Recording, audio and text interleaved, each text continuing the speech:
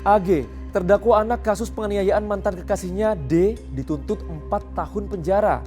Tuntutannya jauh lebih ringan daripada hukuman maksimal perkara penganiayaan berencana, yakni 12 tahun penjara. Ya, hukuman untuk anak berkonflik dengan hukum memang selalu jadi dilema. Di satu sisi, apa yang diperbuatnya patut mendapatkan ganjaran. Tapi di sisi lain, usia si anak patut menjadi pertimbangan. Yuk, kita diskusi. Saya rasa di kasus ini perasaan kita sama-sama ngenes ya. Ngelihat anak yang mengalami cedera otak parah karena dianiaya bertubi-tubi kenalannya. Yang ya bisa dibilang usianya tidak terlalu terpaut jauh. Orang tua mana yang tak patah hati melihat buah hatinya dalam kondisi gini.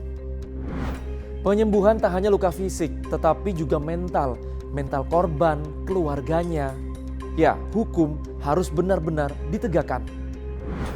AG, terdakwa kasus penganiayaan korban D, sudah dituntut hukuman 4 tahun penjara. 2/3 ancaman hukuman maksimal dari pasal yang didakwakan.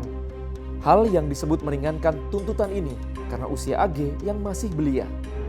Pro dan kontra ya, tuntutan hukuman untuk si AG ini. Tapi kuasa hukum korban D tetap legowo dan menerima keputusan jaksa. Kami mengapresiasi yang disampaikan oleh jaksa penuntut umum di mana 4 tahun ini itu adalah sudah paling maksimal terhadap anak. Karena ancaman pidana terkait orang dewasa 12 tahun, karena ini junto 55 dikurang dan karena ini anak dikurang lagi setengahnya sehingga 4 tahun sudah yang paling maksimal. Kami berharap nanti vonis dari Majelis Hakim Tunggal ini juga memberikan sesuai dengan tuntutan jaksa penuntut umum yaitu 4 tahun terhadap anak. Nah, ayah D juga punya pendapat soal hukuman bagi para pelaku penganiayaan putranya. Melalui media sosialnya, ayah korban D berharap hukuman yang diberikan kepada para pelaku penganiayaan sang anak akan maksimal. Saya coba tanya ke pakar hukum soal hukuman pidana bagi anak di bawah umur, termasuk tuntutan 4 tahun penjara untuk si AG ini. Kepada anak itu tidak dikedepankan efek jera. Yang dikedepankan justru aspek pembinaan. Aspek masa depan anak itu yang menjadi dipertimbangkan. Nah, aspek-aspek itu adalah aspek yang harus diutamakan. Bahkan, kalau menurut hemat saya, 4 tahun udah berat bagi anak itu. Karena apa? Kalau mempertimbangkan pertumbuhan seseorang, ya, 4 tahun kehilangan masanya, maka coba Anda bayangkan, kita sudah membunuh masa depan anak itu. 4 tahun akhirnya dia tidak bersekolah, bersosialisasi. Coba apa yang terjadi kepada anak itu? Bagi korban dan keluarga korban pasti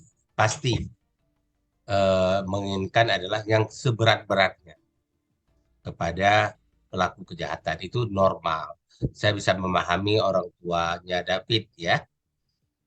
Tetapi dari negara itu harus mempertimbangkan semua aspek. Keadilan bagi korban, juga keadilan dan mempertimbangkan masa depan bagi anak AG ini. Penentuan hukuman bagi anak yang berkonflik dengan hukum memang tidak bisa disamakan dengan hukuman bagi orang dewasa. Ya, meski kejahatannya ini dianggap tidak biasa. Ini ada aturannya. Di Undang-Undang Nomor 11 Tahun 2012 tentang Sistem Peradilan Pidana Anak. Pertanyaannya sekarang adalah apa yang kita inginkan dengan peradilan AG ini? Bahwa hukum akan ditegakkan yang menyebabkan AG ini hancur masa depannya? Atau hukum ditegakkan agar AG ini mendapat efek pembelajaran? Bukan efek jera sebenarnya, efek pembelajaran dari perjalanan hidupnya itu. Kemudian dia juga dibina menjadi lebih baik ke depan. Menjatuhkan hukuman bagi anak yang berkonflik dengan hukum kerap kali jadi perdebatan. Ada yang menilai kejahatan yang dilakukan oleh anak sekarang gak bisa tuh dibilang kenakalan biasa. Makanya hukumannya harus setimpal.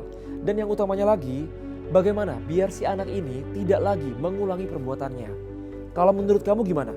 Tulis di kolom komentar ya.